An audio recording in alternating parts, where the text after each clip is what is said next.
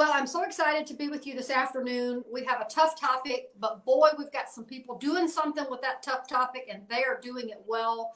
I welcome Dr. Kevin Whisman today. Dr. Whisman, welcome. Thank you. Thanks for having me, Beth. It's great to be here. You know, sometimes we see things and we're like, man, I wish I knew how to make a difference on that. Well, this is something that we can all jump on this bandwagon and make a difference for. So you are the consult psychologist, as well as you are a psychologist. You're Dr. Kevin Correct? Whisman, and you helped with the content and the reality building of the plot for the movie Undefiled. So let's talk about why that was so important for you, because making a movie is not something you just get up and decide to do. Why is this so important that you put in the blood, sweat, tears, money, and guts and everything else to take on such a tough topic as pornography? Oh, wow. I love the question. Thank you.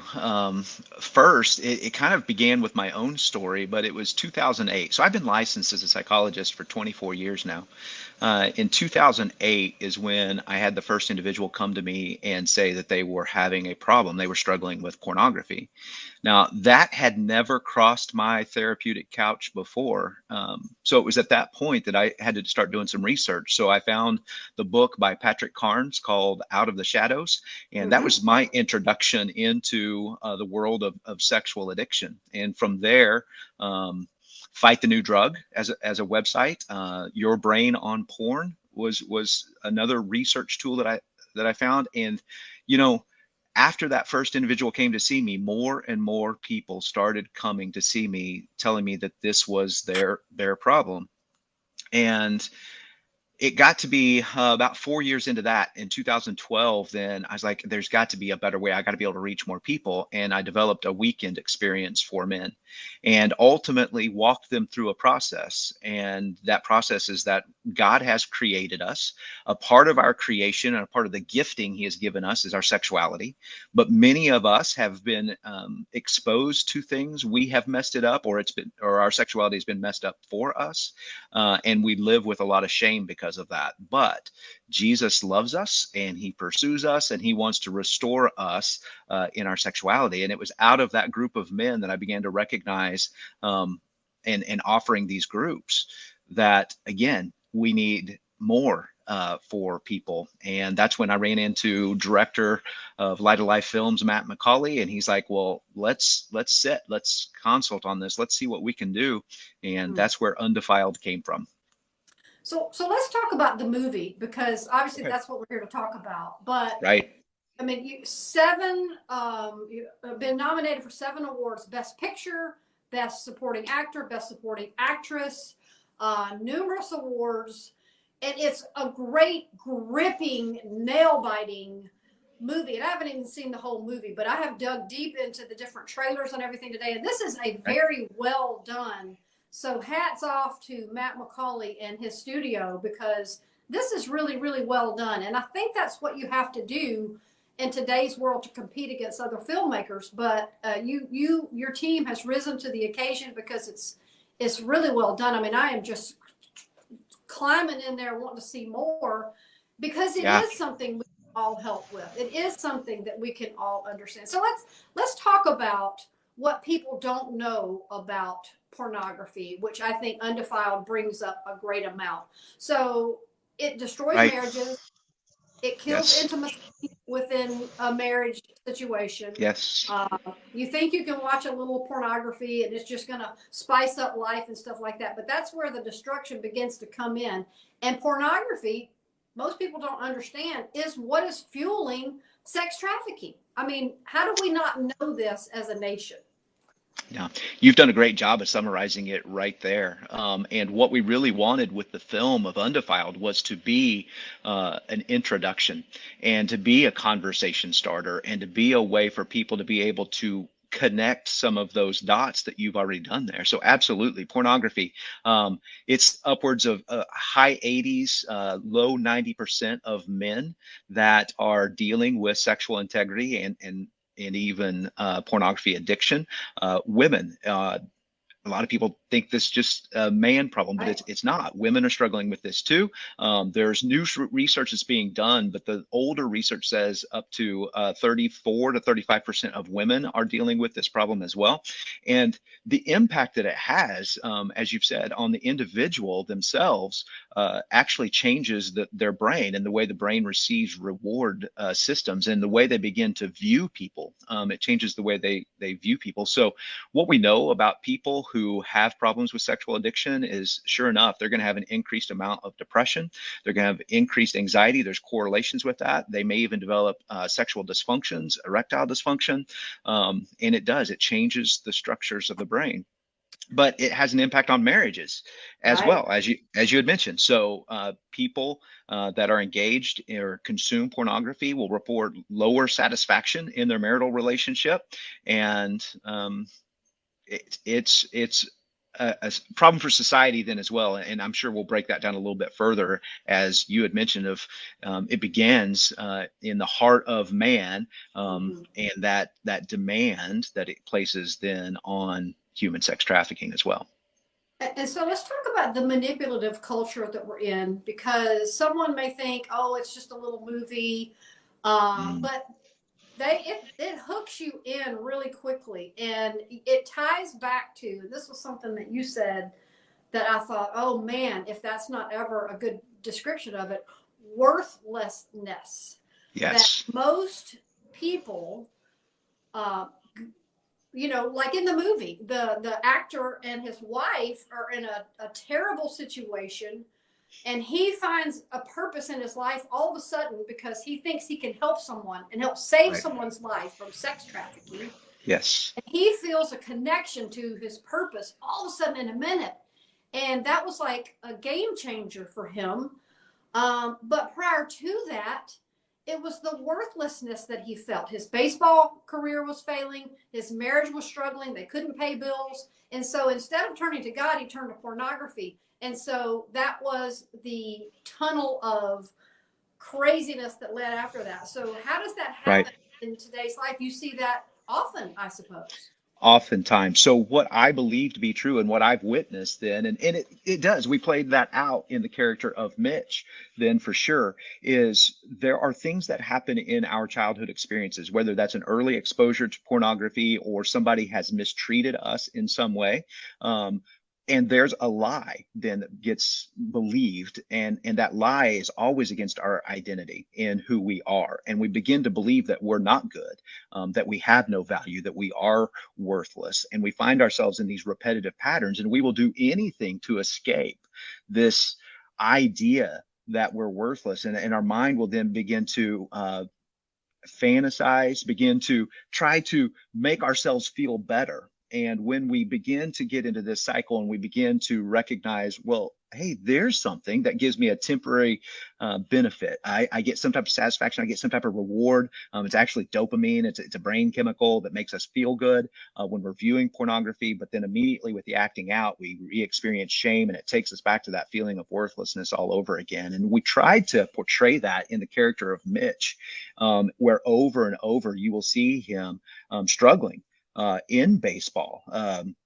You will see him struggling in his marriage. You will see him struggling in parenting. And the common theme is that I am worthless. And he finds temporary satisfaction then in his escape or in his reenactment of the thing that made him feel worthless from the beginning.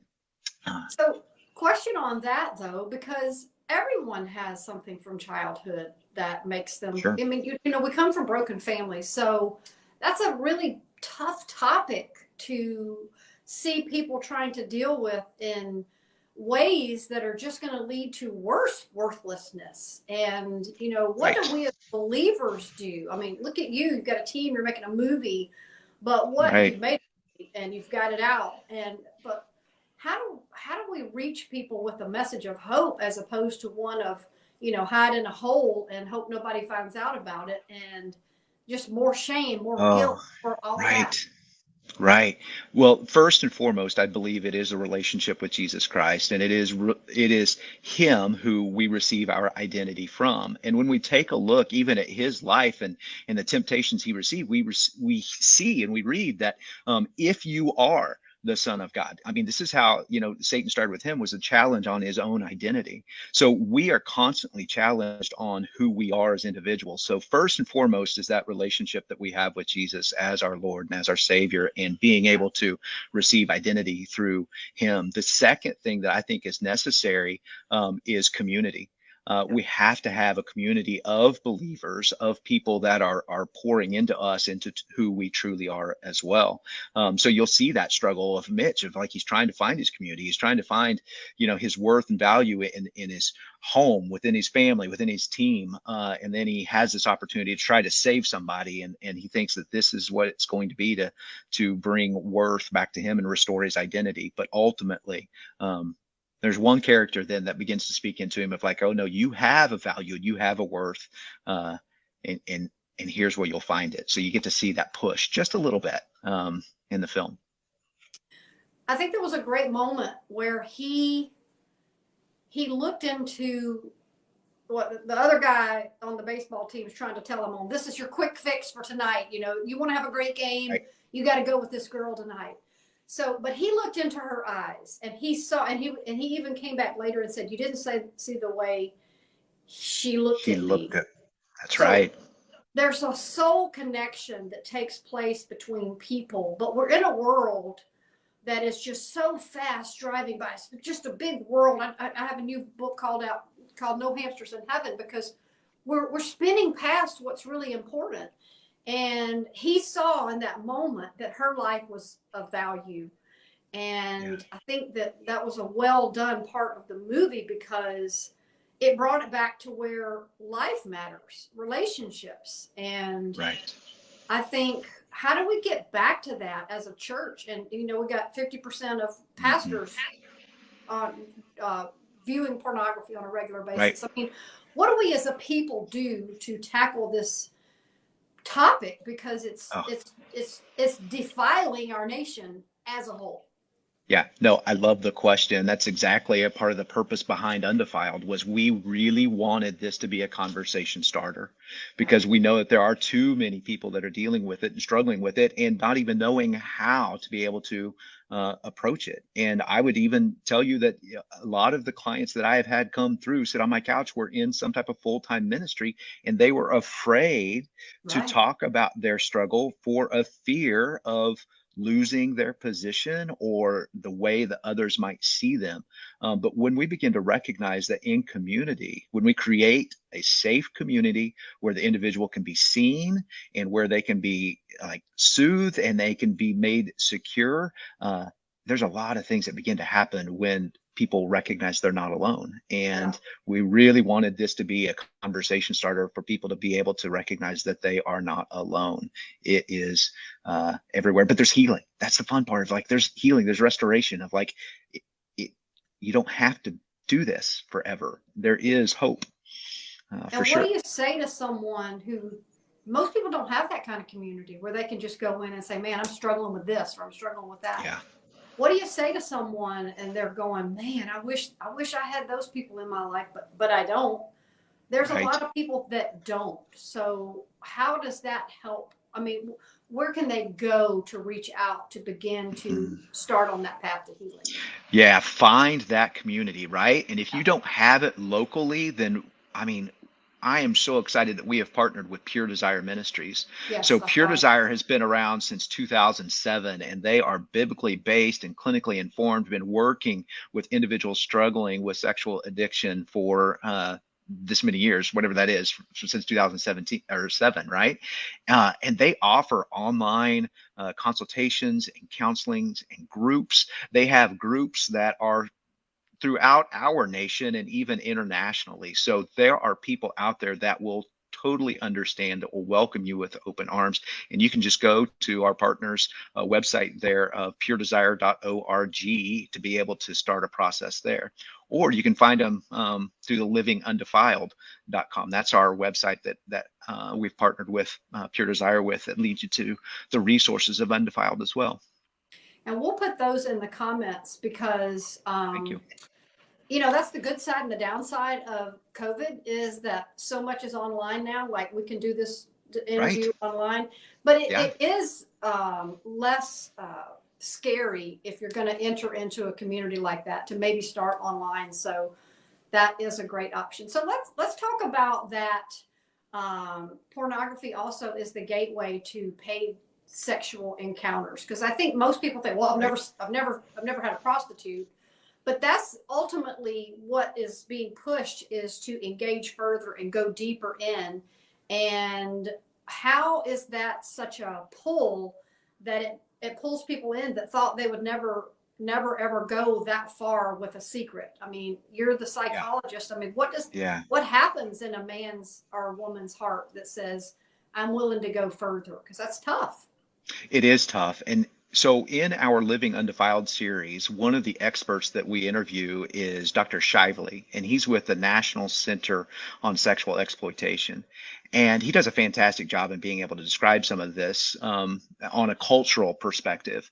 So I'll get to that. I want to back up for just a second and just let you know that with sexual addiction, oftentimes it will begin with something minor or minimal that will release just a little bit of dopamine that we will feel a good response to. And that's enough to sustain us during that time. But the next day when we come back, we need a little bit more, something a little bit more novel, something a little bit more exciting. And before long, it's not like you wake up one day and say, hey, I'm going to go buy somebody for sex. It begins with just this little bit of a process that then begins to move forward. And there's a direct correlation between the kind of pornography that is consumed and what sex trafficked individuals are being asked to perform. And that's some of the research that's done by the National Center on Sexual Exploitation that has just done some phenomenal work, because what they are then pointing out as well is that pornography actually dehumanizes the other person. So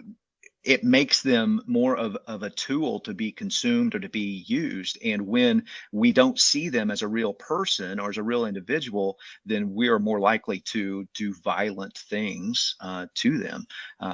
So to listen to him speak on some of these things and the research they're doing was fantastic. So fully Yeah. recommend the Living Undefiled series as well.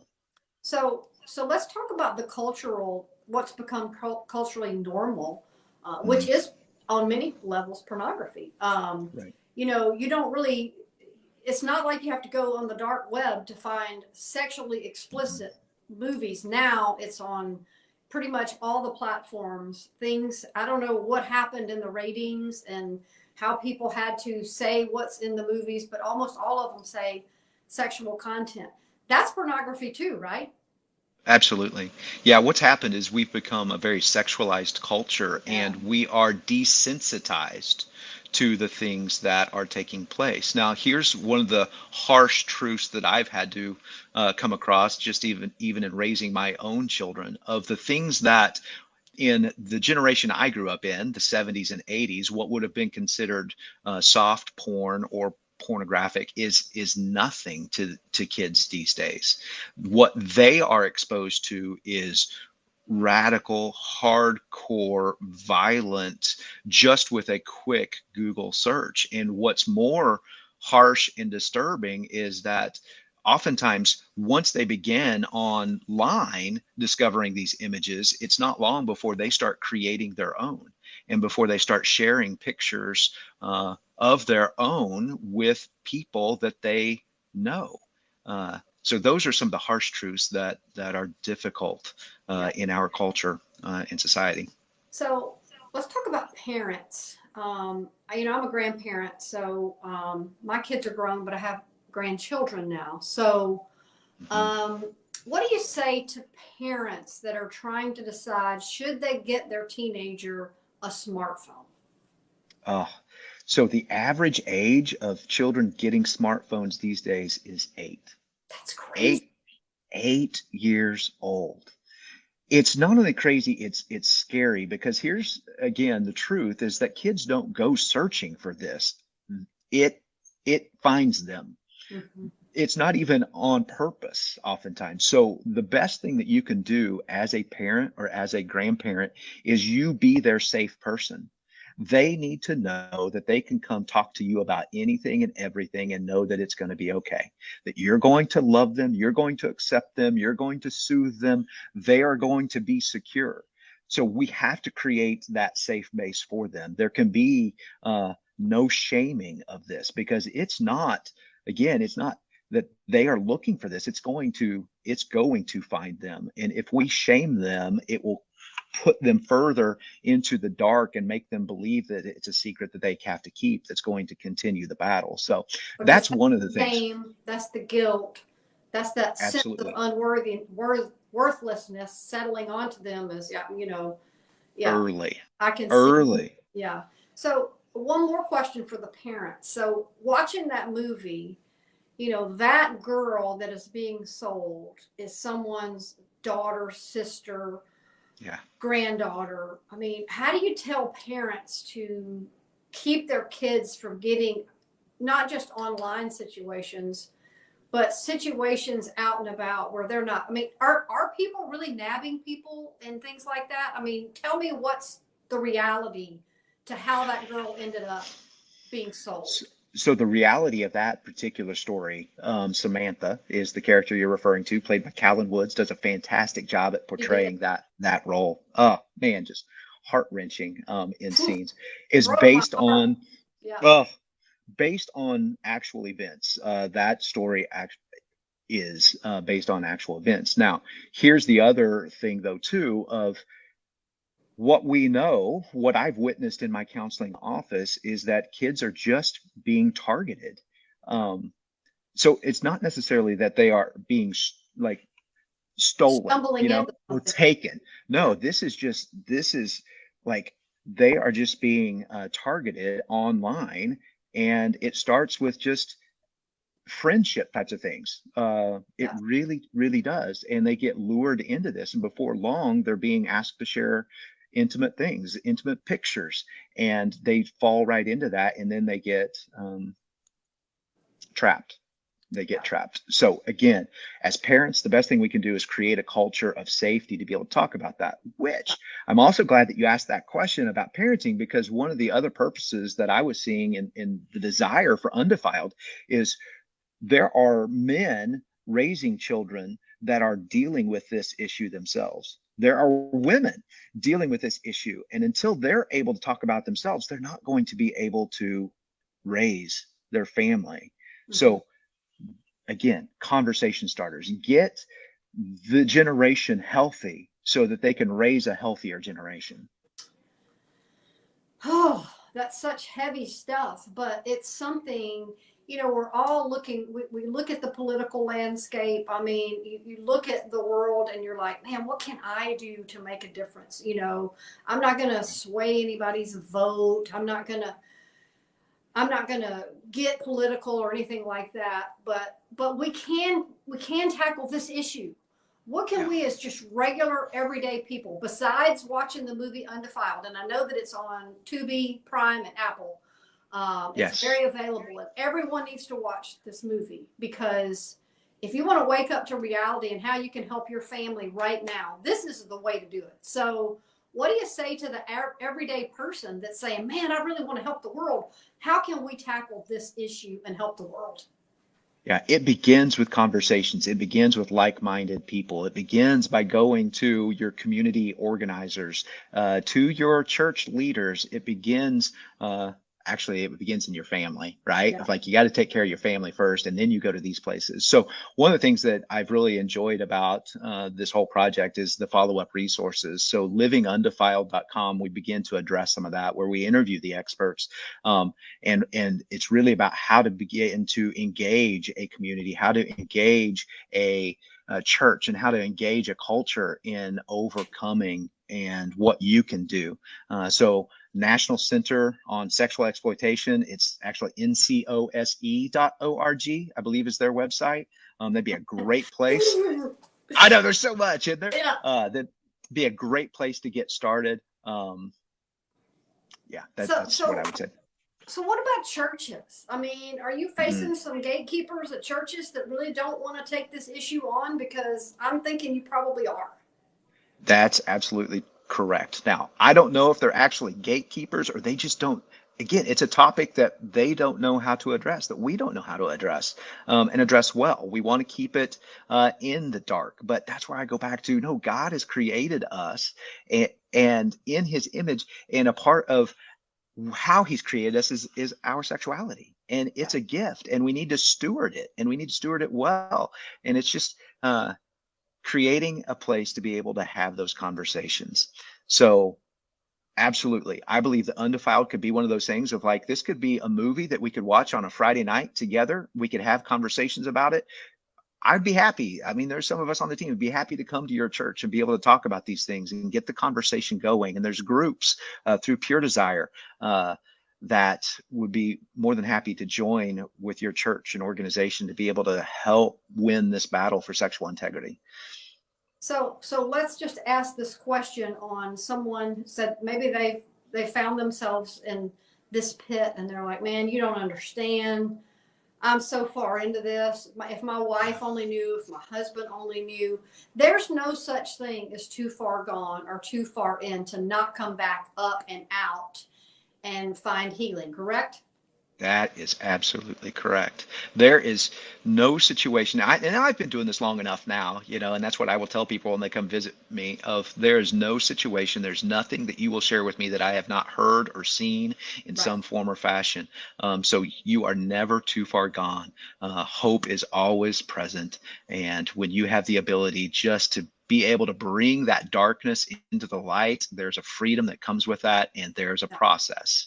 And that process takes time, but on the other side of it, trust me, it is worth it.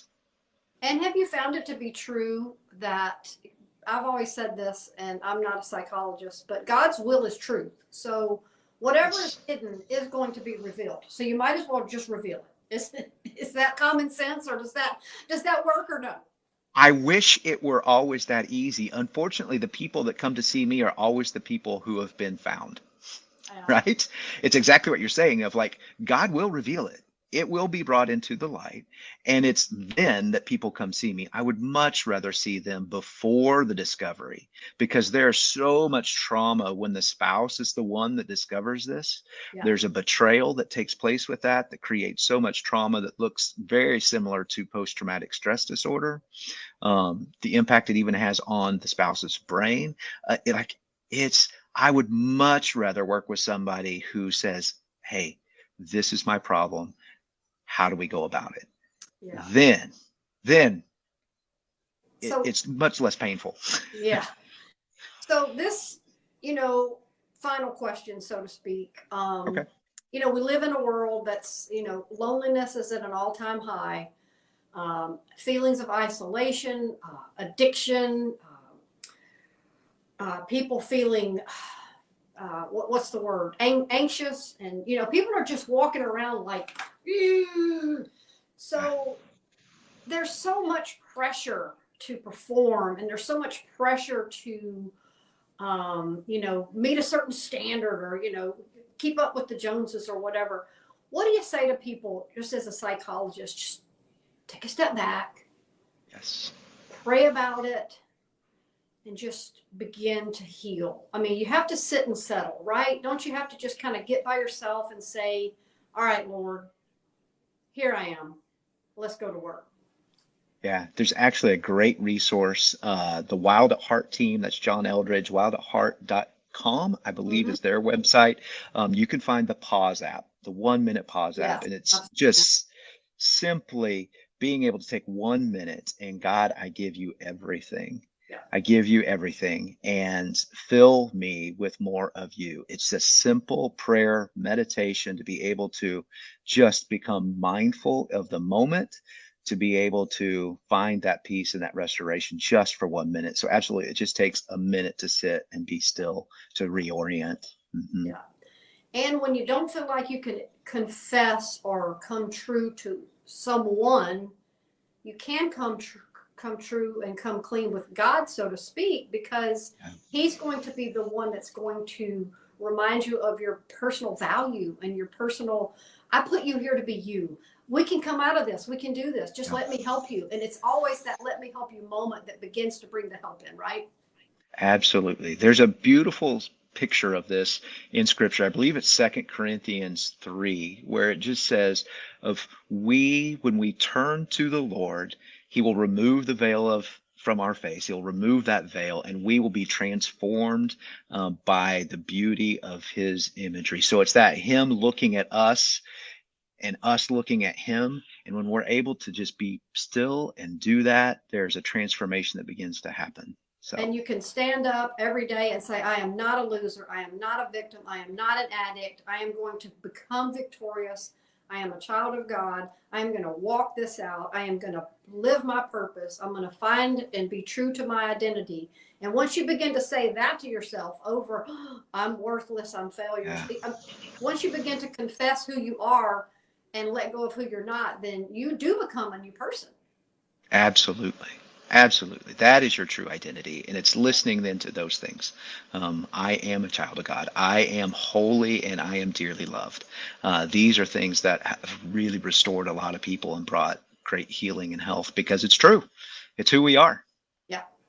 Well, I could talk to you all day because I love talking about topics about helping people get better, as do you, because I can tell that you've gotten involved in this project. And what a great team effort from everyone, the actors, the director. You could just tell the heart of the film, but it's gripping, it's suspenseful. It just gets you right into, wow, I want to watch every minute of Yeah. this. And I think everyone needs to watch the movie because it is a call to action. This is an area we can help change our world in. And this is something we can begin to say, no, I'm not going to watch that movie. No, I'm not going to buy that book. I'm going to begin to just scale it back. And then we begin to really, really make a difference by our small decisions in a large, large way. That's absolutely right. I would encourage everyone to go see the movie, get the conversation started, be bold, be courageous, just like that individual that first came to see me in 2008 and said, I had a problem with porn, and begin your journey and change generations. And everybody has a problem with something, but Absolutely. the step becomes when we say, here's what I'm struggling with. And then Yeah. you begin to walk that out and you begin to understand Yeah. that you are empowered to get better. So it's on Tubi, it's on Prime, it's on Apple. There's resources with the movie. And you said they are at undefiled.com, livingundefiled.com. livingundefiled.com. We'll put Yes, those ma'am. in the notes. Thank And you. I'm just thankful that y'all made the movie. Thankful that you put such a great artistic and content driven approach to it, because it's not only good, but it's awakening. And I think we need to Thank wake you. up to this issue in our nation and begin to, one person at a time, do something with that. Absolutely. Thank you so much for being with us today. Thanks for having me, Beth. Bye bye.